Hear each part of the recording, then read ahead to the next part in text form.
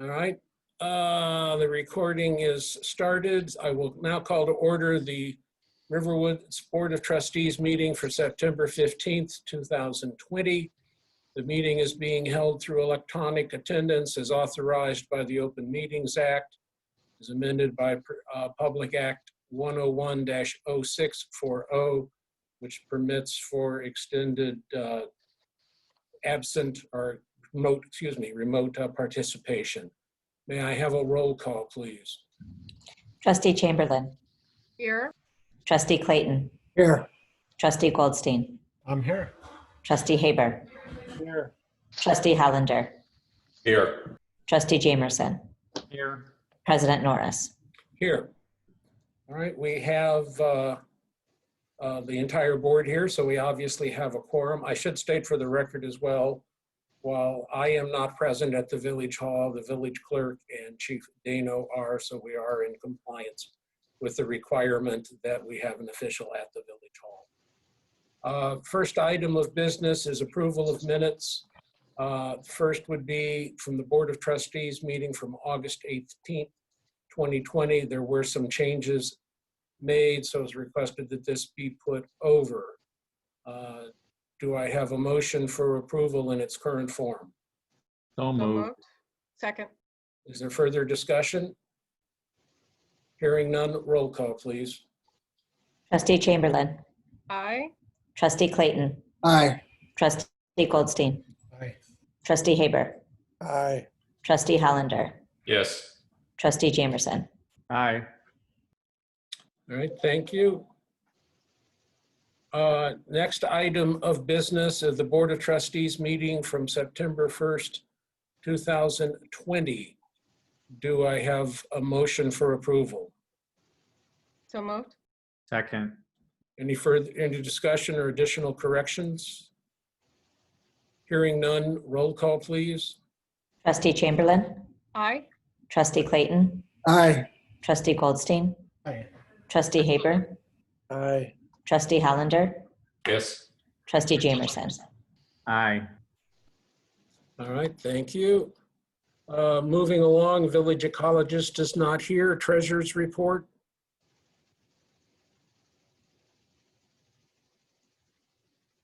Mike, I guess that would be, No, we don't have the financials for August yet, so no report. all right, thank you.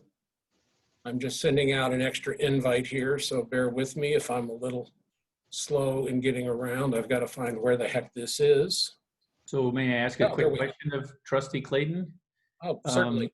It's the 15th of September. We don't have the financials yet. Is that normal? Seems like we usually have them by this time. Since COVID and since Joanne left, and we've now added an additional low-level staff person from LNA who I think is going to help, and we should have the financials tomorrow.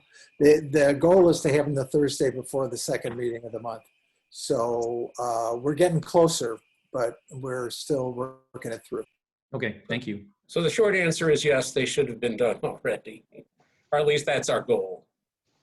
All right, yes, engineer's report.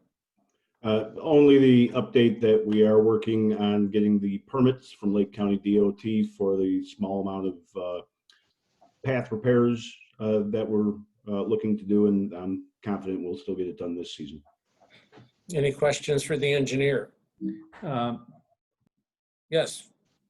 Actually, is Russ is not going to be here? That's who I was emailing. He asked that I send out the invitation. Apparently he did not get Okay. the link, so hopefully he will be here shortly. Okay, well, then I have a question for him, but it might be for Pat. So may I ask it now? Yes, go ahead. Okay. Russ is just kept coming on now. Okay, I'll wait. I'll wait till Russ's report. I'm here. Whoa. You know what? One of these days I'll figure out the computer. I'm sorry. Well, now that COVID has been deemed over by one of our residents, I'm sure you don't need it anymore. So, Oh, okay. in any event, your timing is excellent. Director of Community Services report. Well, not much to report. we've got a house over by Rick that we've been keeping an eye on. People bought it. They have some issues there, so we're trying to help them solve the issues because they're in that floodplain over there. And with all the new rules, it's going to be tough for them to do some remodeling in there. So I think that's one of the things we got to work on here, and they're hard to understand, and I don't know if they understand us. And I try to encourage her to get an architect and an engineer so we could talk with them and hopefully bring them up to speed on what's going on. So we'll see what's going to happen there. But other than that, we're issued a lot of permits, doing some inspections, and we're moving along. The biggest problem on that property is that being in the floodplain, the amount of work they want to do may be exceeding the cost that they can put in without having to raise the entire property. There'll be no doubt about that, because even if they go by the value of what they paid for it, they already need all the whole new roof, all new windows. The structure's got all kinds of problems. If they spend between $70,000 and $80,000, I think they'll exceed what 50% of the cost is, and they have a real dilemma, because I think the floodplain, looking at the maps, I figure right now they got to raise their first floor about 2.5 to 3 feet over where it is now. Is that the Burkhart house? Yes. Yes. So I remember years ago going in there with a rowboat and getting him out with one of our floods. So I said that piece of property has flooded many times. So it's I said it's going to be a real dilemma, and she even admitted to me. She called me up about 7. Rick put a big red tag for me. I was trying to get out there the other day in the rain and do it, but it wouldn't stick. So Rick was nice enough to go over there and stick them on the windows when it stopped raining. They called me about 7:30 the other night, and I tried to talk to her, like I said, for about a half hour, 45 minutes. And the one thing she admitted to me was she bought it through a real estate person out of Chicago, and she was a little upset that they didn't tell her all this information before she bought it. I said, well, they work out of the region. They didn't know what our situation was over there, and nobody came to the village hall to ask. So I said, it's really, I feel sorry for them. It's really going to be a tough situation. Well, so here was my question that I was going to ask before you got on the line when it was Pat's turn, but since you're on the line now, I think it's good for everybody to hear this. So I guess there's a couple of questions that I have. The house is in the floodway, not the floodplain, which is even worse. Right. For those of you who don't know. And when I talked to Pat about this a week and a half ago, he said that it's based on the assessed valuation of the house, of the structure, not the whole property. And I did look it up on the assessor's website, and the structure is worth $46,000. Really? So I guess the question is, a dollar of construction is probably not equal to a dollar of assessed valuation. I don't know, but I'm just guessing based on what that assessed valuation is. And so I guess a question that we all need to think about as a board is, what is our responsibility as the village? Should we be, obviously if they would have come to us beforehand, and I know several potential buyers had actually talked to Pat, I think, over time, and, Pat didn't dissuade them from buying, but he said, here's what you need to look at. And they did, and they didn't buy. These people have bought. They are from Serbia. And I haven't talked to either one of them, but I have talked to the mother-in-law who is there, and she speaks little or no English. So it is hard to communicate with them, as Russ said, and I'm just wondering if we shouldn't, I see them, I can see them from my house now that I've cleared all the buckthorn out. I can see them doing stuff on the roof, and this weekend they were, power washing the sides of the building, which are none of those which, increase the value of the house probably at this point in time. But there was also about when I went to put the sticker on the house, there was about 50 garbage bags of debris that Right. had been piled up against the garage, which means they're doing stuff without a permit. And I'm nervous about calling the police on my neighbor, because I don't know if they're doing work that requires a permit or not, and I'm not sure it's my responsibility to go over there and find out. But I'm wondering if we should, as a village, create some kind of and maybe Pat has done this already, or maybe Russ has in the past, create some kind of a sheet that says, here's what you can and can't do, and here's what you need permits for. I know Russ talked to her, but I just don't know how far we should go. I'd really hate to see them put a whole bunch of money in this house and then have somebody come and tell them they have to raise it, because in order to RAIS it, they're going to they're going to have to RAZ it, because it's on a concrete foundation, and there's no way to raise that house without raising it. Literally. Well, let me say this. I at least part of the conversation was, and that's what I was asking her, was because I saw the garbage bags also, and asked her what she was doing. And she said they were just cleaning up all kinds of garbage, old stuff out of the house. She said, because what first noticed, I think you noticed it too, was there was a porta potty outside. And I thought that was for workmen. And she said, no, they were using it because their plumbing, their main line was clogged. They have a plumber coming out to unclog it. But she said she was not opening up walls. They were going to clean, paint. Because I told her, if you're opening up walls, you got to start fixing plumbing. You got to start doing electrical. You got to take out permits. And she was going to try to replace the windows. And I said, well, you ought to think about that. Those are pretty big windows. Those are a couple of $1,000s a piece in here. And I said, that's going to add up to your value real quickly. Well, then she finally said, well, you know what? We just got to clean it up and paint it so we can move in there and have a house for the winter. So I'll keep an eye on them. I'm going to take her at her word, and I'll go knock on the door and see what's happening in there. Probably, I've given her my cell phone. I said if she has any problems, she has any questions, her husband, they can give me a call. I'll try to meet them there. I told her even, she says during the week they're working. I said, well, if you want me to come out on a Saturday, just give me a call. I'll meet you on a Saturday and walk through the house with you. Okay. So the ball's back in her court. And I guess we'll take her at her word for right now that that's what they're going to do. And we'll see where it goes from there.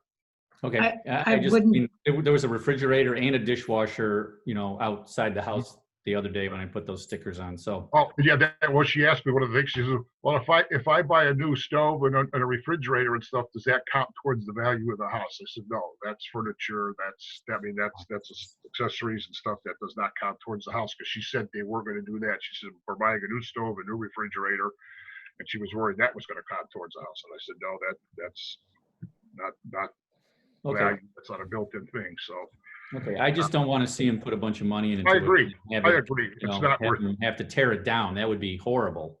Yeah. So. If, And if- they seem like to be hardworking people. They're doing stuff and they're trying to do stuff. I guess they think they were doing stuff the right way. And now I'm surprised you said the house was valued through the county at 40-some thousand, because I think they paid 170 something, she told me. 155 according to the card. 155. But if that's the assessed valuation, it's 3 times the assessed valuation is the fair market value. Okay. So, but still, believe me, a new roof on that house is going to run them 30 grand. Easily. One windows on that house is going to run her another 25 or 30 grand. Between those two items, she's gonna blow out her whole budget. Right there. Well, I guess that leads back to the original question I had is, what is how do they determine the value? Right. The starting value and the ending value. Is it assessed valuation? Is it value of permits? Is it construction costs?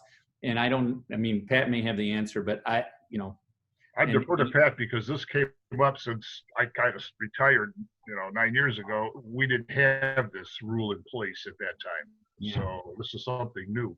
if I could jump in, so I have done a fair amount of digging on this, and no one will probably be shocked to learn that when you really dig into the FEMA requirements, there are nuances and fine points and fine print. I think that it would be a very good idea if they were willing, Russ, to let you into the house, because one exception to the costs count against that 50% threshold are repairs necessary to correct existing health, safety, and sanitary violations. So if you got in the house and you said, hey, you need to fix this because this is a code violation, they can do that, basically make the house habitable. So, I mean, we can work with them in an effort to make sure that the home is safe to live in. And we're not trying to beat them up with a substantial improvement rule. So is a leaky roof, that's a code violation, so, I mean, she has to Right. put a new roof on? So, well, and it's the minimum necessary repairs to Okay. cure the violations. Okay, So, all right. like everything, there's some judgment that goes into making those calls. There's a ton of judgment that goes into determining the value of the repairs. And my, personal feeling would be, if they really are doing what needs to be done to make the home habitable, Right. I would look at that differently than coming in and doing some sort of remodel toward flipping the house. Right. Hard to know what's in somebody's head and heart, what their intentions really are. But in this case, I might be inclined to give them the benefit of the doubt if they really are doing modest repairs to things that are, need to operate properly to occupy the home. And that's what she said they were doing. They were working on weekends and at nights And they are. well, they got jobs during the week. Right.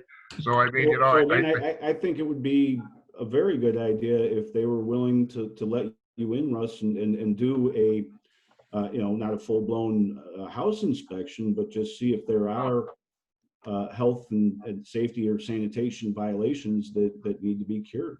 okay. Well, I'm glad I know that little nuance. I will definitely try to get back in touch with her because she gave me her number. So I'll get back in touch with her and see if we can connect up somewhere and maybe take a cruise through there and see what's going on. I do, Russ, I do have her email, both her and her husband's email, which I think I gave to Vivian. Oh, okay. And she's actually quite, even though she may not speak very well, her written word is excellent. So that might be the way to communicate with her. She uses Google Translate. Well, that could be. I don't know. That's okay. None of us are very good at Serbian, so she's still ahead of us. The other thing that Russ, we might just mention to the board is we did receive an application. It was not exactly from Discover, but later I confirmed with counsel who's been retained by Discover. They do have a contract, or they're negotiating a contract to acquire King's Kennel. Right. And they would like to put up a parking structure on that property. Our basic advice to them was that property would then have to be included within the overall special use for the whole site, and that we would expect that the standards for the special use would be met for that parcel, and that the overall sort of architectural harmony, landscaping, and other aspects which made the campus successful would be extended to that site. I think if I was to look forward, 6 months from now, I would say the issues will be, how do you fit a structure into that site with the setbacks that apply generally to O and R1? Right. And what is an acceptable height in that neighborhood? I'm sure there'll be a lot more on that when it comes before the board. I don't know if this is in lieu of the expansion of the structure that came before the board last year. Was that, I've lost track of time. Was that No, this is a in separate. 2019, or was that in, when they came before the, I think they're still building the other one. I think they're just. are they? Do they check out a permit for that? No, That's not No? the impression I have, because they had submitted plans for permit review, but then kind of fell off the radar as far as following up on those plans when they started pursuing this King's Kennel Oh, okay. option. And Bruce, I may not have seen everything that came through. I thought that what most recently they showed was surface parking at King's Kennel. You might be right. I didn't open up all the documents, so you might be right. Yeah, my guess is they're just doing some straightforward economics, and it's cheaper to buy the King's Kennel and put a surface lot there than, to go into the heart of their site and expand a parking garage. Okay. Bruce, Well, did you get that packet, Bruce, or did Rob get it? I looked in the office for it because then I started seeing the correspondence last week, and I had Vivian looking for it. We didn't find anything there. it just came as an attachment to the lawyers, their counsel's email. I'm not sure it was ever actually delivered, so we can follow up on that. Okay, so we don't really have a packet with a request yet for a formal request? Or do you That's have- probably true. That's probably true. Okay, I just wanted, One thing we were talking about last week too was Sweet Basil and their tent. What's the status on that? Yeah, that was gonna be my other question. They opened 3 well, days. I talked to them I talked to a lady last Friday. They were cleaning up. They were supposed to open up over the weekend. They were going to open up Saturday, They did. and they did. So they were going to go ahead. I didn't have time today to get over there. I was busy to run our paper hanger, but she said that I would told her to please tell the owners that they opened up and the tent was going to have to come down. So she said she was going to relay the message. So when I get in there Friday, I will make sure I make a visit over there and see what's happening. Either that or they've got to come to us and explain it and Right. get the permit for it, because tents, as Trustee Jamerson pointed out, are regulated. How long has that been up there? Just recently, or? It's been up about, well, I noticed it about a week and a half ago. Okay. A week ago. And there have been people eating in there because I've seen them. Okay. My other question, there's two things with the tent. One is a tent permit, and the other is a patio dining permit. Because we give a permit for that too. So I don't know how far we want to go with this. I'm sure they're doing it for COVID. We don't want to, in my opinion, I don't think we want to penalize them. We want them to be successful. Well, provided they had, and I believe this entire area, Bruce, you can tell me it was the other special use though. They were allowed to have outdoor dining. So Right. that I'd have to double check. And But I as long think as we- that was within the use, then all we did is said, we'd like to know you're doing it so we can be sure you're complying with spacing. But we haven't been very hard for exactly those reasons. We don't want to come down on anybody, but So it'd be In, nice if they talk to us. in shops, there was a prohibition before we amended the special use and outdoor dining. So we changed that, and then we said you can have outdoor dining, but you should get an outdoor dining license. right. I don't think Glen Court had a prohibition on outdoor dining, but I think the outdoor license was designed to apply to either situation. And I'm we sure said, I'm sure they got neither. well, we did put in effect though with the emergency powers because of outdoor dining, that for temporary, we would allow that. If it was a permanent outdoor dining, we'd go through a more full permit process. Again, I think everybody would agree with that, because as you say, we're not trying to put them out of business. So we'll that just have to brings follow up- up with them. That brings up my other question that I was going to ask Russ, and it has to do with Sweet Basil, along with the other people. We also postponed enforcing our sign ordinance because of COVID back in March or April. And, the signs, a lot of people put signs up and a lot of people took them down. I think there's still some signs there for Jimmy John's and the pizza place, which I can't think of their. And the ones next to the street, those banner things? On Milwaukee, Yeah. And then, Yes. Sweet Basil has put up help wanted signs. There's 3 of them up now. Yeah, they got a big one on the side of the tent. Well, right. And so I don't know if it's the board. We don't necessarily have to talk about it tonight because it's not on the agenda, but we should probably think about whether we want to continue that moratorium on enforcing our sign ordinance. We're pretty far down the road on this COVID thing. We're not done with it yet. Don't get me wrong. no, we But, understand. the restaurants have been open and people know they've been open. So I don't think they need to have signs that say they're open. Orange Fitness is putting some kind of orange canopy out there. Orange Theory has got an orange canopy in the parking lot sometimes. So you know, Which now they that have to do. now I that think- Russ is on board, Yeah. maybe we can think about enforcing that ordinance Yep. again or not. No, we should look at it, and again, people should talk to us about it. And I recognize that the Orange Theory has to have certain classes outside, I believe, still. But even so, again, we'll work with them. They just got to tell us they're doing it. If they're having classes in that tent, the people are mountain goats. Okay, it's more of a little pavilion. In any event, whatever it is, if they'll just talk with us, we'll make it work. You know, nobody's out to close anybody down or whatever. Well, Mr. Haber. Friday I'll drive over there and just see what's going on and see if I can talk to some of the owners. Okay. It's just see what their thoughts are and what they're trying to do and what they're looking. Okay, Russ. Mike Haber. Yeah, I've got a quick question for Russ. Russ, do we have a program where we inspect the signs, like, you know, just generally every so many months? Well, when I was there before, I would drive around and just look at stuff and, you know, just keep my eye on it. And every once in a while, somebody would come in and say, hey, there's a new sign here, a new sign there.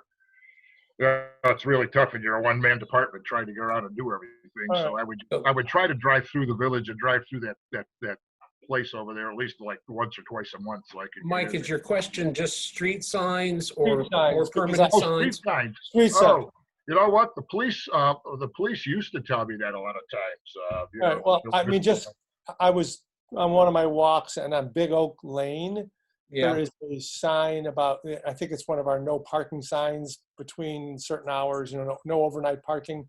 It's completely washed out, you know, you can't even see it at all. And I just Okay. think it looks bad, you know, it looks. Sure. So Okay. if we can maybe take care of that and maybe just generally take a quick, you know, review of what we have around the village, it might be a good idea. I will do that. No problem. Okay. okay. Cheryl, unmute yourself. Go, you did. Since it is the season and we are talking about signs, could we have a refresher on political signs? What is allowed and where? Well, The political simple s- answer? Yeah. The simple answer is that we allow a ground sign during election season. We don't call it a political sign. Right. But we allow an extra, I think, ground sign during, and it may even just be another ground sign that anyone can have on their lot at any time. Right. So we try not to define it by the content of the sign at all. And they had to be, could not be in the right of way, had to be on their property. So, Not be in the street. so right away. then people can put signs on village property? No, No, Okay, and just how that how about our public roadways? well, it's the same thing. It has to be, it's got to be on their property, Cheryl. So Okay, not well, on, the reason I'm asking is because last, I don't know, one of the many political seasons, there were a plethora of signs at Deerfield and Riverwoods. So not allowed? not well, allowed. remember, that's the county right away out there though. No, too. no, I'm talking about on our Okay, piece of the corner. no, No, we it's not tried to allowed. cut down on those, but In the county, if you put them in the county right away, they used to, though, I'm not sure, like I said. Yeah, so the they would county- Come around and pick them all up. They would. Yeah, just the pick them county up. will come and pick them up. What happens is people know they don't come till Monday. Right. So they put them up over the weekend. Right. And then the county comes on are you Monday. fearing we may have a few signs going up soon? We've already had some and people have already called me, which is Oh, I why I'm know. asking. Okay, On their property, they can put the signs. That's the rules. So over the weekend, if it's in county property, can we remove them? you mean we, the village? We the village, or we the people of the village? The village people can remove the sign. Can trustees remove them is what you're asking? It's, you know, Sworn- the no, it's sworn- in the county right away. I'm sure the county won't object because like. You I got a said, badge, lady? That's what I thought. I remember the county had specifically authorized us at one point. Okay, thank you. Okay. All right, anybody have anything else for us? It's a good thing we got him into the meeting. All right, zoning board of appeals. Oh, I'm sorry, Henry. You're still muted, Henry. Okay. Question to Bruce. Shops in the court have a special sign, let's say ordinance is different than everybody else's. Are the signs we're talking about for the individual shops included in that, or is that only the identification signs? Included in what, Henry? Well, they're talking about signs on the, like Orange Theory and on Sweet Basil. I had thought that property had a special sign It does. arrangement with the village. Does it include interior signs or only the identification signs for the property itself? The only signs that were allowed were the ones that were in the sign specifications that were attached to the special use. So a lot of the stuff that you've been hearing described tonight were never described in the special use and are not allowed by the special use for shops and not part of what was approved for Colonial Court. So when Russ goes to look at these signs, he's going to be using an ordinance that doesn't apply to them, except that there shouldn't be any signs. Well, no, the regular sign ordinance would still apply. There is Well, a that was my special question. use that controls there as well. If there's a conflict, the special use controls. But I think the main thing that we've looked at with these uses is whether we would allow a temporary sign, a banner, something like that. And that's where we've been very relaxed because of COVID. I think most of these situations are some kind of temporary installation. And so Russ, I guess the point is, to take note of how many of the temporary installations there are, whether it's gotten out of hand, whether there's a way to rationalize how many of them there should really be out there, if they're starting to be counterproductive. And you drive through, I know in our village here, we've got them out in front of a lot of the restaurants and a lot of the small places. They've got, yes, we're open, call in or pick up and stuff like that. And it's against the sign ordinance, but we're allowing them to do it for right now until all this mess goes away. And It's against both the sign ordinance and the special use in the case where we have these things. So yeah, it's really everything that's out there that's not basically, above the shop. Most of them aren't allowed to have window signs either. So most of what's out there it's not just above the entrance or above the, on the canopy or above the store itself are just simply not allowed under the current, right. under the old regs. So does that answer your question, Henry? Yes. Okay. All right, any other questions for Russ? If not, then, as I said, the ZBA did not meet Plan Commission report. Lori? We met on September the 3rd, and we discussed the definitions for community residences and transitional residences. And Bruce will prepare a recommendation prepare a report to the board with our recommendations about those definitions, and mainly our discussion about the number of proposed residents, maximum number of residents that we have proposed, which is 6. Okay, any questions for the Plan Commission? All right, then. I just wanted to know, did you get any visitors to your meeting or no? No. Thank you. Okay, police report. The police activity is in the board packets. Of note, we did have one residential burglary on September 1st on Bainberry Drive in Meadow Lake. It occurred during the day while the resident was away. That's all I have. Okay, and as I mentioned to some people earlier, I add to the report that the mayor's house had a burglar alarm go off this evening before the meeting, and the Riverwoods police were there and could tell us that nothing happened. So always nice to know they're on the spot. Village attorney's report. Most of the stuff is on the agenda. I think the one thing that probably we should update the board about, we've been having some discussions with Federal Life. It turns out that their population in their office building is down a lot, as you'd expect.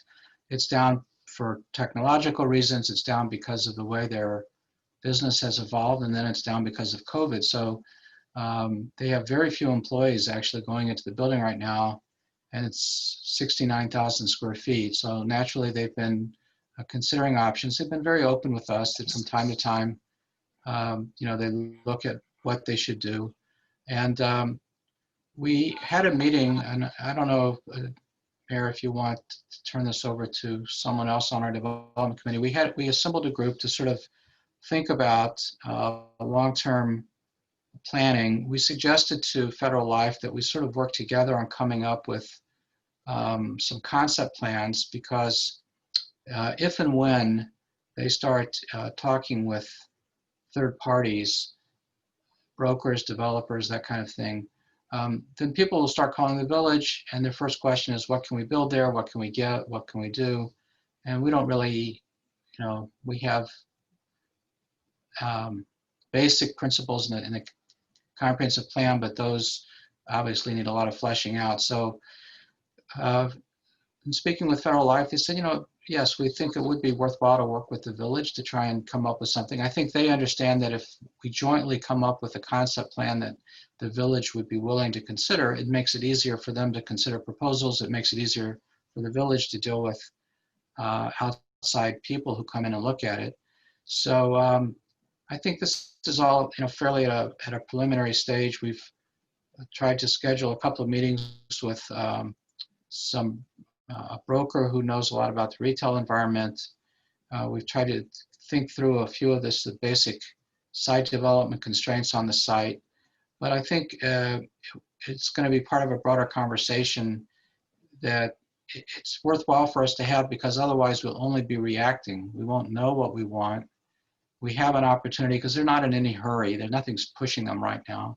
And this gives us an opportunity to actually start thinking about, well, if something came there, just as we looked at the 37 acres and said, if something comes there, what would we be willing to consider? So if I can summarize what I think the development group meeting as a committee thought, was that we should continue to explore this and probably open up the process with the board and the plan commission and try and have a lot of discussion about it, so that we can, come together as a community about the site there. I don't know if that's Henry or Mike or anybody want to. I think that fairly summarizes what it is. There are any number of things. Obviously, we'd love to see retail revenue being generated on the site, but how realistic is that given where it is and next to a subdivision, et cetera? There are water detention issues with the county looking at part of that area for storage, et cetera, for the Deerfield Road project. So we've talked about access roads to try and open up the corner. So point is, there are a great number of uses and things that we'd like to see come out of there. And I think we need to be doing some homework now, so that when the time comes, we are in a better position to do that. And I believe that's really what everybody was saying. We need to look at that very hard and try to be very professional about it. Henry, Mike, do either of you want to? Mike? The only thing I would add to that is, in conversation with Avalon Realty today, we were kind of talking about a number of items, and one thing that they indicated was that the whole downtown of Arlington Heights is 7 acres. This property is 10 acres. And we should really open our minds to a lot of possibilities here, not the least of which, and at least from their standpoint, was some kind of a mixed use retail and housing type thing. But there's a lot more conversation to be made about that. I don't think anything necessarily is ruled out. We just have a lot of concerns. I do question, I've been in downtown Arlington Heights, and I thought it was a little larger than that, especially with the railroad tracks running through it. But bottom line, their point is well taken. We need to look at many uses with this. Bruce, do you have anything else that's not on the agenda? All right, any questions for Bruce? All right then, information items, comments from the president. First, we had talked about this in the past. It's not been forgotten, and some of you have brought it up again. We are looking into the possibility of having a manager or administrator for the village. The first question is the cost, and that would be balanced off by some potential savings from consultants' reports or consultants' fees, excuse me. Can you get one? How long do we want them, et cetera? So very preliminary stages. We hope to report more on that in the future. Part of that is obviously we will be having a new mayor in May, and if we do know enough soon enough, it would be nice to talk with that individual to get their input for obvious reasons as to how they would see that working. Because most likely, if we do get one, it would be part-time. If it's part-time, then what functions do you want them to actually be filling? What skill sets do you want them to bring then? Because there's a whole lot of parts to mix and match. So I think it's a very worthwhile thing. We've talked with some administrators. I've got the name of some headhunters. Trustee Chamberlain, I know, has a school that's involved in that we're contacting, as well as some other people. So there's also a professional organization, and I think they even have, I know they have a student mentorship program, but I think they have particular people assigned to particular geographic regions. And they kind of act as a free consultant for you. It's through the association. So hopefully we can present some real options to the board to see if that's the direction we want to go or not. Mr. Haber? I think because we are looking at the potential of having a new mayor, if we're really serious about this, I think we really need to fast track this concept, because I think one of the potential areas of savings could be that the mayor may become more of a figurehead position and may no longer receive the compensation that the mayor is receiving now. And instead, that might be shifted over to the village manager's position. And so I think that becomes a potential issue for anyone who may be thinking about running for mayor. And so I think you'd want to at least get that out in the open, you know, just out of fairness. Right. Part of it came up because of wanting to make sure that with the caucus, that could be something that people would be asked about and what they're looking at, et cetera. Because it's a big change. Mike, as you know, we used to have a village manager, then it was decided to go the other direction. It won't take much as far as the village actually acting to do it. We just vote for it. But it is going to be something that I think we all want to make sure is done right if it's done. And your point is well taken, that we politically and with people coming through and who might want to run for mayor, it's important to make sure this is known. So that's one of the reasons we've got it on the agenda this evening to at least talk about. Not comfortable saying that much yet, but you've heard the issues that were there. Certainly, I'd love all of you to send me emails or any thoughts you have, because everybody's thoughts are appropriate here. I don't think there's a single right answer, and the board will have to end up making the decision. Second, the music program with Brushwood. This is at no cost to us, but they have entered into an arrangement with the former conductor of the Lake Forest Symphony, who is also a concert pianist. He will do some performances or some events with Brushwood, but they are going to do it at our village hall. The piano company rep already looked at the boardroom and thought that would be very appropriate. So they're going to deliver a grand piano to us, no cost to us at some point. So we will have COVID character or COVID safe events to begin with, but it will be something that we look forward to having. So yes, Mr. Haber. Should we think about contacting our insurance company to make sure that we'll have coverage for that Oh, piano? yes. Mike, I've been working on the insurance right now anyway, so we will make sure and talk with the the entity providing that, as well as whatever security might be needed. I don't think there would be any from what we were talking about, but yes, Rick? One of the other things that we need to probably get ironed out with Brushwood is who's going to be in charge of maintaining the piano, tuning. Every time you have a concert, they're going to want it tuned.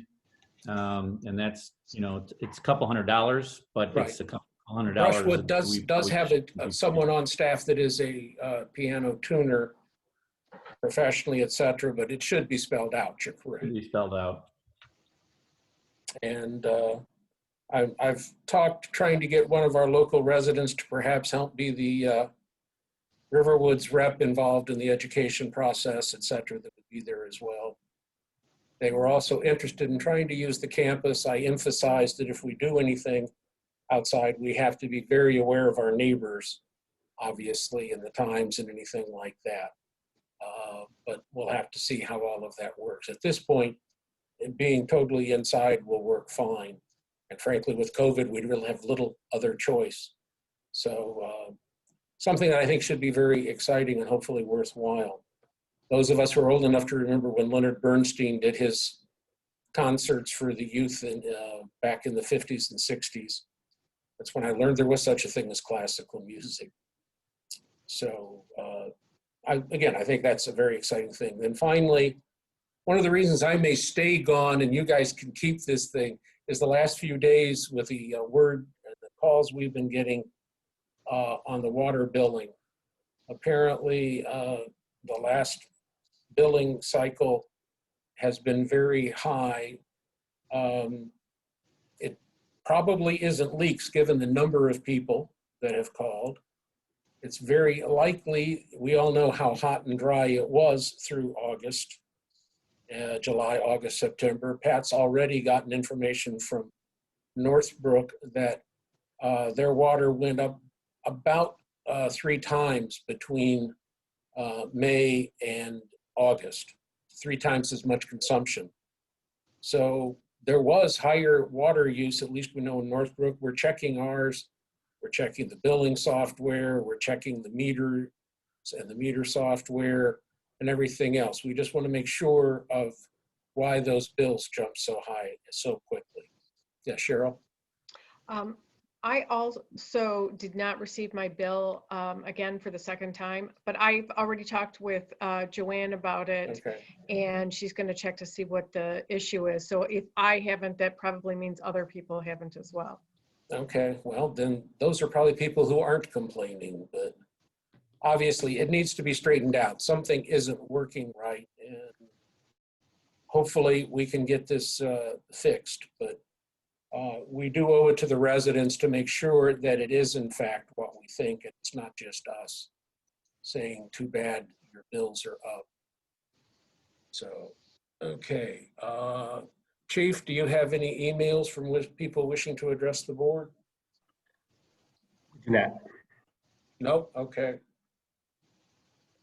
Moving on then, approval of bills. Do I have a motion for approval? So of moved. bills? Second. Okay. Questions or discussions? Recognize I'm remote, so I can't do much, but yes, Rick. I actually have a question and discussion. Because I am willing to go into the village hall to sign bills, because I'm there for other reasons, a lot of times they put last minute bills after they've scanned everybody else's bills into my folder. And I end up signing a lot of other people's bills. And I'm wondering, and I asked this question to Susie today, I'm wondering if there isn't a reason why we aren't doing bills twice a month instead of once a month. I sign a lot of bills that have already been paid. I'm just wondering, you know, I signed some of Cheryl's today. I signed some of Mike Haber's bills today. I signed, I think, some of Eric's. I mean, maybe some, I signed some of everybody's. My folder was about 2.5 inches thick, which is about 1 inch thicker than it normally is. And it's not that it takes all that much time, but I'm just wondering if there isn't a reason why we don't do it twice a month instead of You're- once a month. You're raising a process question, Rick, and it's fine. Bruce Huvard, do you know why? I know originally it was because we had a committee of the whole and you only approved bills at a board meeting, but we have been having board meetings only. Well, Susie said it's the way we've done it for the last 20-some years she's I been here. understand that. I'm asking, is there a reason other than we've always done it that In the way? beginning of COVID, they were actually delivering bills. I mean, I Right. had the police department come and bring my bills. I signed them and I gave them back to the police. Yeah. I mean, obviously that we could do that. That's fairly simple to try and alleviate some of the extra burden on you. Well, But this is an unusual circumstance, but there's still, I that's a assume the reasonable vote. question because we try to It's time not a them. matter of an extra, it's not a matter of an extra burden. I mean, and that's, Yeah. that wasn't. maybe it's the issue. float. Maybe it's the float. You know, once a month is a better float than twice a month. Well, but a lot of times the bills have they have dates that if we Right. miss them, you pay an extra finance So charge. it's like a 3% net 10 or something. Yeah. Yeah, and so they're paying we the bills work- before we we work with approve those, them, but- and Bruce Huvard, is there any reason you know? There's no legal reason why we can't pay bills. Okay. I assume it was in the old days because we had a committee of the whole, Right. one meeting and then a board meeting, or, for finance and accounting, in order to reconcile things and have it included within a report, they prepare the warrant list once a month. It may take extra manpower to prepare it twice a month. well, Yeah. Susie actually said it would be easier for her if she did it twice a month. So All right, well, we'll if you would check mind with- looking into that, I think it'd be worth looking into. No reason why not, and it certainly would make my life easier, I assure you, to not have to worry about trying to jump from one to the other and get it into the right section. So we'll take a look at that. All right, any other questions? If not, roll call, please, for approval of the bills. Trustee Chamberlain. Aye. Trustee Clayton. Aye. Trustee Goldstein. Aye. Trustee Haber. Aye. Trustee Hollander. Aye. Trustee Jamerson. Aye. All right. Thank you. Then moving on to new business, the ordinance providing for the issuance of $84,000 special service area number 34 special tax bonds is up. We finally, I guess, council, you've got agreement around. Everybody, I hope, noticed that it was a new version from what had previously been Right. circulated but not called. So Right. council? We have a little bit of a chicken and egg situation. The next item under new business is presentation of the 2020 street maintenance bid results. We wouldn't want to approve the bond ordinance if we didn't approve B. And so I didn't notice this before, Mayor, I apologize. The street maintenance bid results include work for SSA 34 as well as a few other areas. If it wouldn't, and we wouldn't want to, on the other hand, we want to authorize the board to approve all of the bid results and award the contract if we didn't also pass the bond ordinance, because we're going to be spending the bond ordinance to pay for the work on the I thought contract. I So, wanted the money first, so I put it well, my up to that suggestion is, order.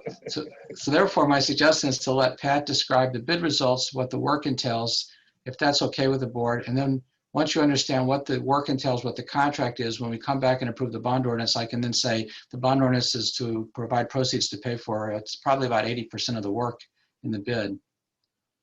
Does that make sense to do it sort of that way? Give you the whole picture? All right, then on representation of council, I will call out of order presentation of the 2020 street maintenance bid results and approval of recommended bid. Mr. Engineer. So as Bruce and the mayor have noted, the bulk of the work proposed this year is the reconstruction of Kingswood Court. The Kennelwood SSA also wants to do something like $25,000 worth of street patching. And then we have 20 to 25,000 in street patching on the village streets.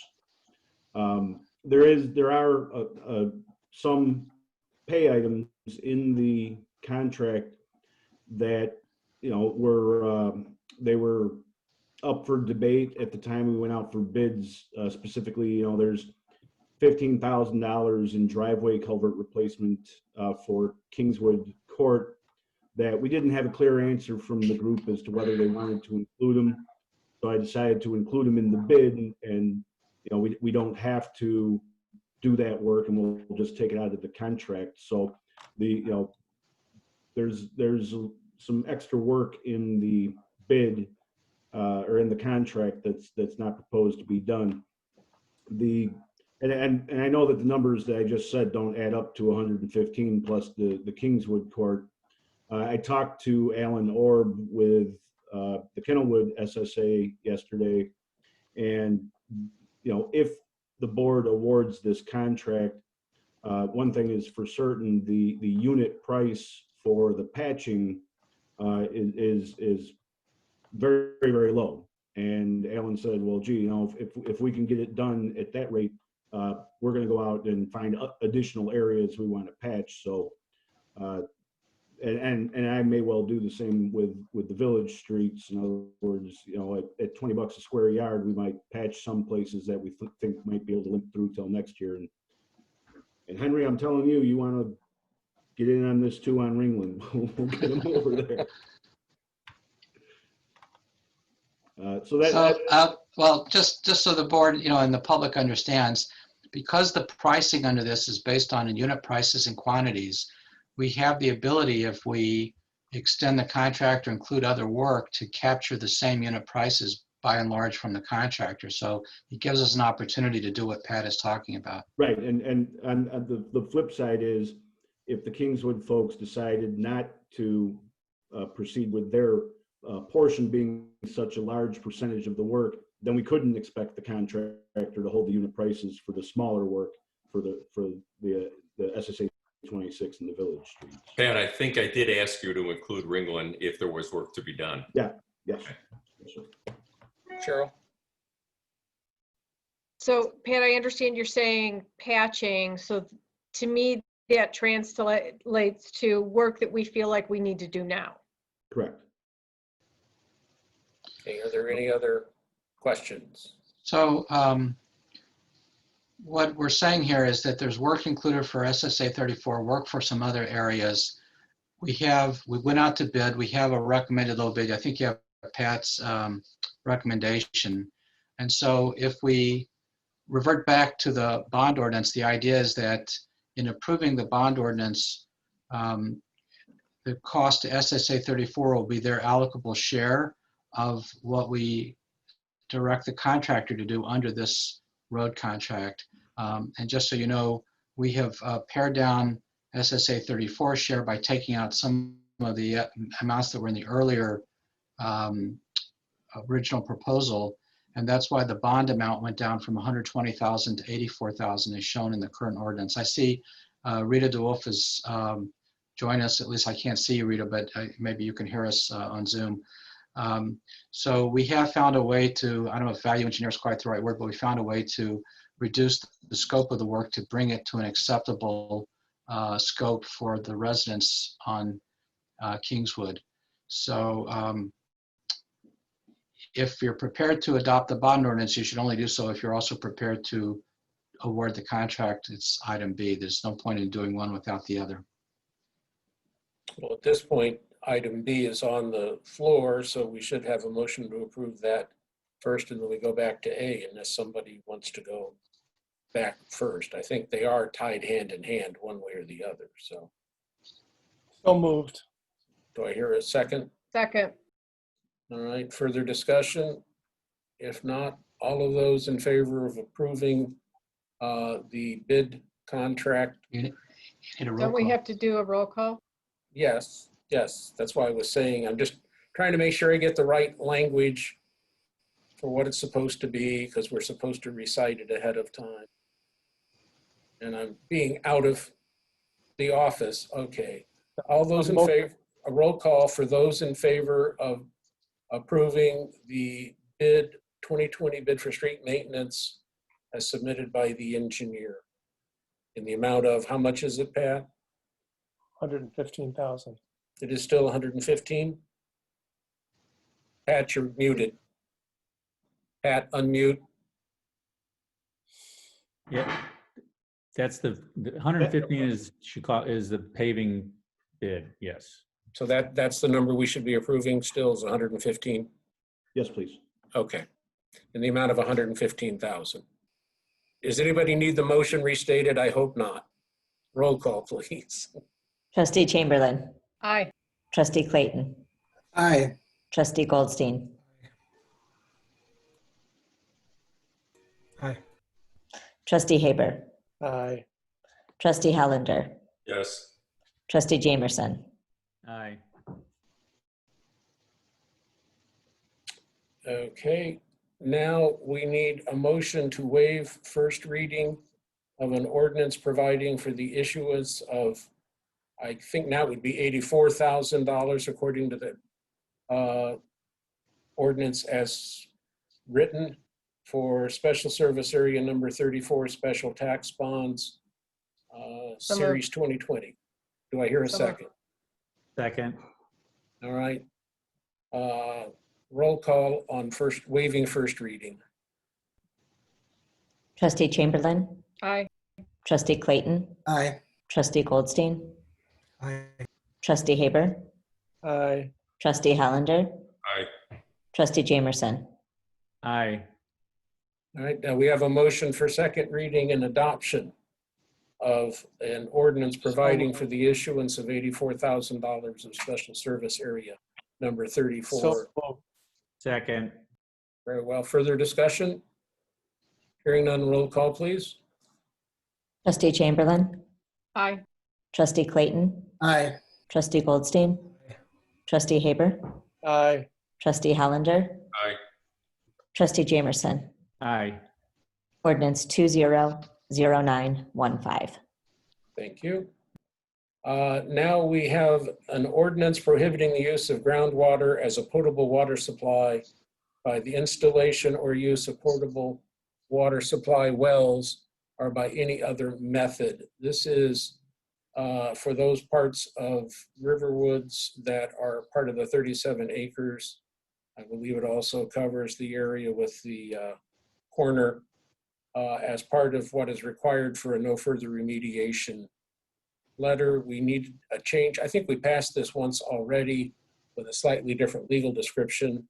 And what we're really doing is putting the same restriction in with a different and more correct legal description. Is that correct, counsel? Bruce? Yes, we passed an ordinance in January of 2018 that was requested by the owner to help them get an NFR letter. The Illinois EPA requires that you prohibit using groundwater wells within this area because of the contamination.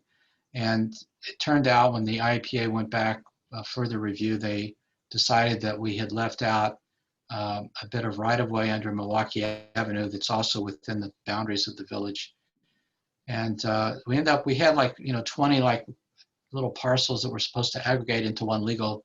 And Pat had the brilliant idea of saying, why don't we just say that anything west of the river and south of Deerfield Road will not have well water. That would be anything west of the river and south of Deerfield Road. So we simplified the legal, and rather than have an ordinance amended by an ordinance and always have this confusion about what it is, I prepared this so that it would repeal the ordinance we passed in 2018 and just have one ordinance that deals with the subject. The environmental consultant for the property owner took this to the IEPA and they approved it as to form. So this will solve the problem that they had and enable them, we hope, to get an NFR letter. And as we discussed before, now that we know that there is a potential hazard with the drinking water, I think we have little choice in this, but to pass it, it's the appropriate thing to do. So Bruce, do you want first reading waived again? It's up to the board. I don't know if there's an urgency between now and October. Pat, do you know from Steve Coleman? I don't know. I move that we waive first My reading. suggestion would be just get it done. I'll move that we waive first reading. All right, Second. okay. Roll call on a motion to waive first reading. Trustee Chamberlain. Aye. Trustee Clayton, Aye. Trustee Goldstein, Aye. Trustee Haber, Aye. Trustee Hollander, Aye. Trustee Jamerson. Aye. All right, thank you. Now we should have a motion for second reading and approval of a motion, of an ordinance prohibiting the use of groundwater as potable water by installation of use of potable water supply wells or any other method. So moved. Second. Further discussion? Hearing none, roll call, please. Trustee Chamberlain, Trustee Clayton, Aye. Trustee Goldstein, Aye. Trustee Haber, Aye. Trustee Hollander, Aye. Trustee Jamerson. Aye. Ordinance 200916. All right, thank you. Item D, discussion and possible approval of request from Club Court to paint logo of Ravinia Green Country Club on the water tower located at Country Club, on the Country Club at their expense. In fact, Pat, am I correct that we would get $5,500? That's not just to cover the expense? No, that's the $5,500 is the add to the contract, and Okay. Club Corps had said they would pay for that. So I think you all saw what it looked like, hopefully with what Pat had sent out with his memorandum. It's consistent with, I think, what was there before. So, I all move that we approve the request. Second. right. Further discussion? Oh, Eric, I heard you Does it say make sense? second. I wasn't sure if you wanted to talk as well. No, I very rarely get quick enough to give a second.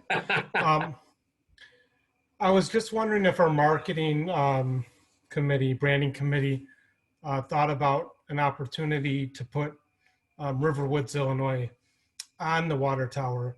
Maybe not the same size font, maybe not the same color, but maybe that could be an opportunity for our marketing and branding for Riverwoods. So I was wondering if anybody has discussed that, has thought about it, or has gone to Ravinia Green to discuss it.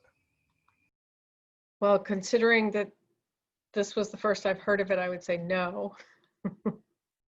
Yeah, it's. Well, I've actually brought it up when we first, I've actually discussed it and mentioned it No, we have several months ago. Well, we've talked in general about the painting. I don't know that we talked specifically about the logo, but I know the general topic's been out there for a while, so. And I guess I could, the reason why, I just think having a country club in our village, I think there, and again, I'm not a marketing expert, but maybe there's some cachet to that. And people knowing that Ravinia Green is in Riverwoods, maybe that portrays us in a positive light, especially being across the street from a Deerfield Country Club. Just a thought. I don't think there's a right or wrong answer. Eric, or what you saying is that you would want to add our logo, for example, as well as the country club's logo? No, not our logo, just if it said underneath Riverwoods, Illinois. Oh, okay. So everybody knows the country club is in fact in our village. I got you. Rick? That's, I understand what Eric's saying. I guess my question is, where can you see that from? I mean, other than on Saunders Road? Can you see it from anywhere else? I've never seen the water tower from anywhere else. You can see the water tower from the bridge over the expressway, but whether you could read Riverwoods on it, I don't know. It used to look like a golf ball, and I can remember being able to see the golf ball on a tee.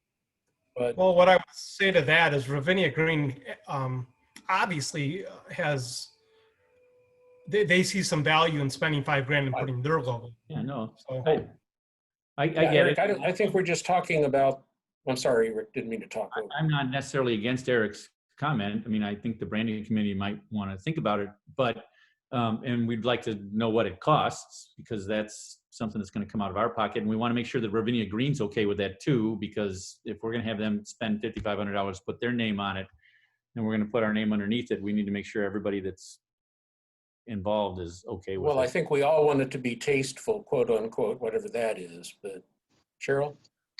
Yeah, I'm glad, Eric, that you brought that up, because I was wondering something similar. And so I think it's worth a discussion. don't think Ravinia Green will necessarily object to that. That's interesting. We didn't think, before we thought, I actually thought it was going to cost a lot more. I was surprised it was only going to cost $5,500. I thought it was going to be like 30 or 40,000. So this was a news to me. Pat, we kind of have to act quickly though with the Well, painting season, don't we? I'm sorry, Trustee Hollander, do you want to? Yeah, my question is, assuming that Ravinia Green doesn't have a veto over what we put on that water tower, has the ability to advertise for other people in the village been made available? So Or is it only I Ravinia Green? don't treat this as advertising. I think that's a dangerous road for the village to go down. There's some case law about using public property for private benefit. The water tower is kind of in an ambivalent position because of our rights to use it for 99 years and everything like that. Club Corps come to us and said they wanted to put Club Corps on there originally. And my feeling legally was that that would set a bad precedent and that we should confine it to something that was a recognized historic area in the village, which Ravinia Green is. I can't foresee that the board would want to have, 4 or 5. You paint this once every 40 years, and I don't even know if Club Corps will be around 40 years. I know Ravinia Green will be a neighborhood for 40 years. So the way we kind of looked at it is this should really be something that is enduring, that speaks to the historic tradition of the village, and we wouldn't be embarrassed about it in 5 or 10 years. So I don't know if that makes sense to you, but yeah, that's how we approached it.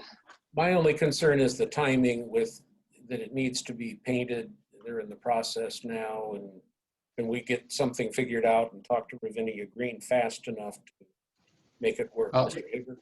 Oh, I don't think it detracts at all if we just add Riverwoods underneath it, under where it says Ravinia Green. I don't think there's a negative connotation. And if it's an add-on that people feel strongly about, I would just suggest we just go back to them and say we approve it with the addition of the words Riverwoods underneath it. I think that would be fine.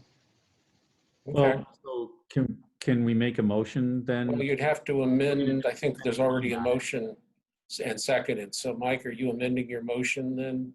I am seeking to amend my motion to add Riverwoods. I don't even think we need to say Riverwoods, Illinois. I think we just need to say Riverwoods underneath it. And Eric, you accept that amendment? You're the second. I do. Okay. Are we gonna? If I can, I'm sorry. Oh, go ahead, Trustee. Are we gonna put some kind of dollar value on that because we're spending money? Or No, I don't think we should spend money. I think the condition should be that they pay for this. We're going to let them put Ravinia Green up there, so long as it says Ravinia Green, Riverwoods underneath. that's even better. If I could, just briefly, the whole painting of the tower, the moving of the carriers, the temporary easement that we needed to get from Club Corps, I would at least make the point that Club Corps has been very, very accommodating to us. When I first met with them to talk about the temporary tower and everything, of course, everything was shut down. And then this summer, when all of a sudden it was time to gear up, they were back in business. And what we were going to do was really going to impact their operations. They made several concessions. They've really worked with us. I'm not saying that the village can't say include Riverwoods and you guys pay for it. I just wanted to make the point that the club has been very, very cooperative with us on this project. And I think in response, we've been very cooperative with Club Corp historically as well. Agreed. So I think it's been a really good relationship with the prior owners of Ravinia Green and as well with Club Corp. And I can't see that this is going to be a significant issue. Yeah, we will address it in hopefully a very positive fashion to them as well. Because I think everybody wants it to look good. That's the first requirement. And then there shouldn't be any reason we couldn't get our name on there perhaps. So that's Okay, the and then motion on. a technical point, are we all agreed that it would be in the same color as the words Ravinia Green, in the same size, same font? Can we? I would say that, but I don't know what everyone else thinks. Well, again, I would think that it probably would be the same color, whether it's the same font. I'd have to try to imagine it actually up there. That would be the only thing that I would be concerned about. But Right, and I only ask because I'm not certain that there is time to get everything ordered and in place before they want to come and paint the tower. It's kind of whether, I'm not certain that I'll have time to come back for another board meeting before we go final on this. I can certainly circulate a rendering like this, but I don't know if we'll have time for another board meeting. So somebody should have the authority to make the final decision. I think that comes down to me, so everybody can complain if they don't like it. So I just wanted to point, Anyhow, That's right. I'm limping a lot. I just wanted to point out that according to the branding guide, we have 2 particular fonts that we use, but I don't know how they would look with this font. So it might be that we want to just keep it the same font because we don't want it to look like we just slapped it on there at the last minute. To the extent we can use our fonts, great, but as I say, I will be driven by trying to make sure it looks good for everybody, because I think that's what we all want most of all. So is there any other discussion? Otherwise, I'd like to have a roll call vote on the motion to approve the painting of the sign, subject to it adding the name Riverwoods. And I'm sorry, if I can just You are a troublemaker tonight. Go ahead. Just Riverwoods, not Village of Riverwoods, not Riverwoods, Illinois, just Riverwoods. I think Riverwoods, we don't want to make it too cluttered, Pat. It would be my thought. So, plus Village of requires more work, more space, more paint. So let's not push it. Daphne, may we have a roll call, please? Trustee Chamberlain? Aye. Trustee Clayton? Aye. Trustee Goldstein? Aye. Trustee Haber? aye. Trustee Hollander? Aye. Trustee Jamerson? Aye.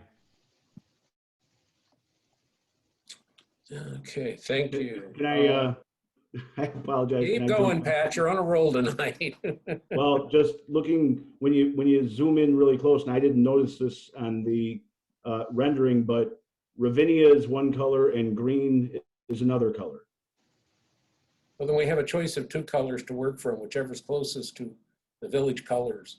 You know, they have a designer who did the logo. Why don't we ask them to include That's an Riverwoods excellent with idea. its complete design, and then we'll look at it. So Okay. make river Excellent idea, one Bruce. color and woods the other color. Whoever said that, you should remain quiet like you were earlier. I shall mute myself here from here on out. Okay, God, give the guy some road money and look at what gets into his head.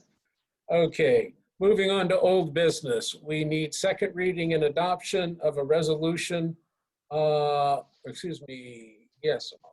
Ooh, restoration, sorry, there's a word in there that shouldn't be. On an ordinance amending the Riverwoods Village Code concerning the regulation of cannabis. Council, you made some changes from first reading, you said? I think it's highlighted in blue in the packet, the changes that we made.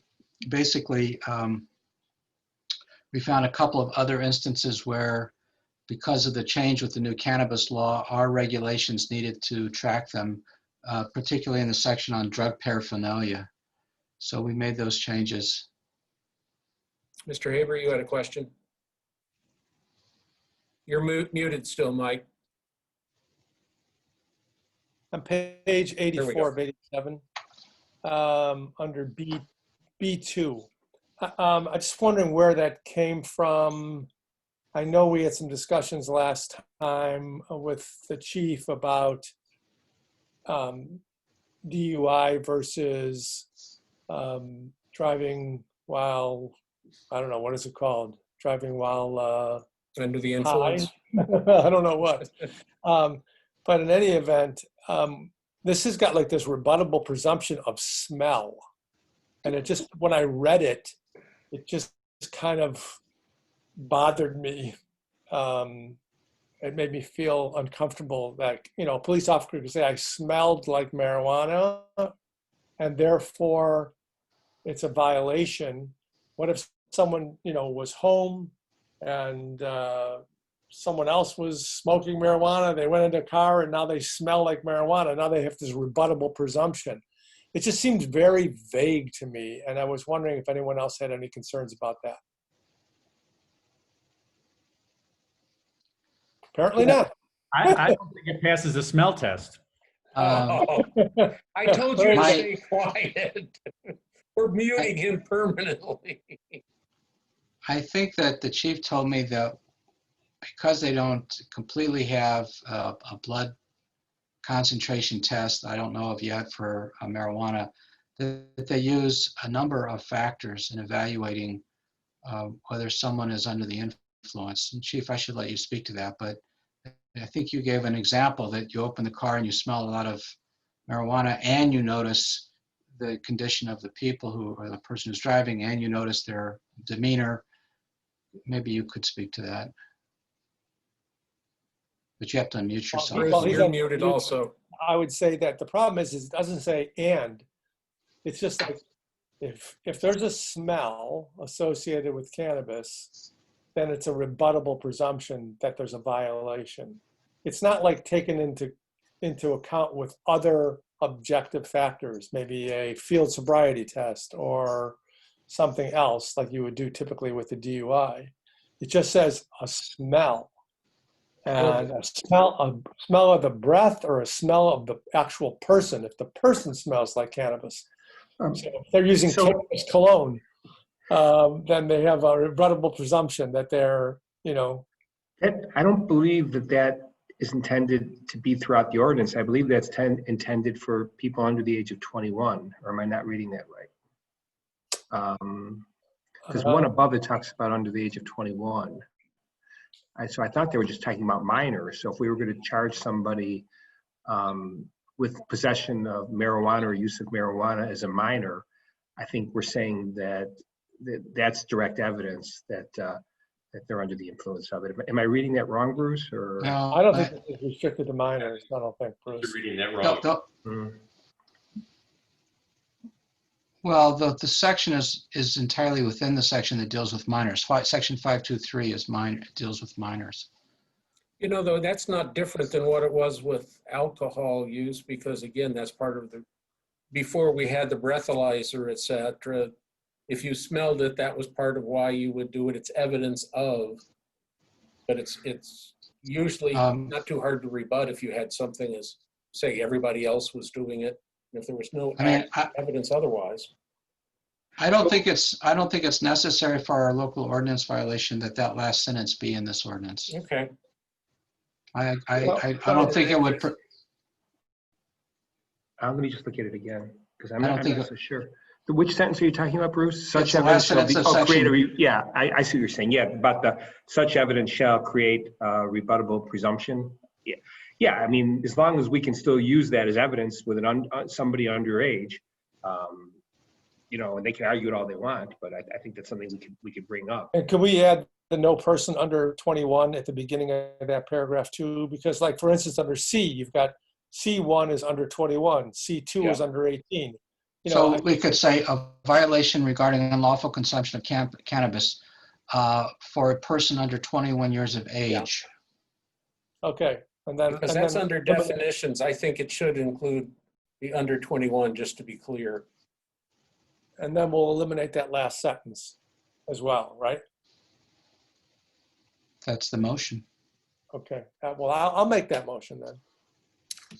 Well, wait a minute. Is that a motion to amend the ordinance or approve the ordinance with that language omitted? Is it motion for a first reading, or is this a second reading and Second adoption? reading. Second reading. Second reading and adoption of this ordinance as amended to reflect the changes that we just discussed at section 5-2-3B2. Okay. Second. For a second. Second. Further discussion? Okay. Then roll call on a motion to approve the cannabis ordinance as amended, because I'm not about to try to get that all down again.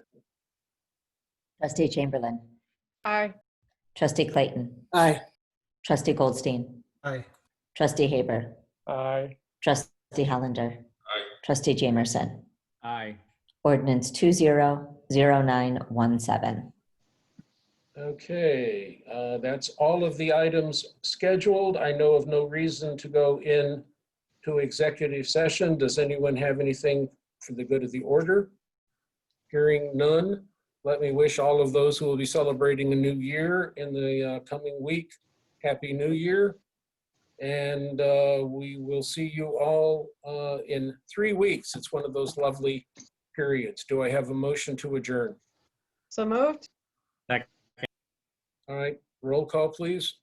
Trustee Chamberlain. Aye. Trustee Clayton. Aye. Trustee Goldstein. Aye. Trustee Haber. Aye. Trustee Hollinger. Aye. Trustee Jamerson. Aye. All right, the meeting is adjourned. Again, everybody have a great holiday and we'll see you, if not sooner, in 2 weeks, 3 weeks, excuse me, 3 weeks.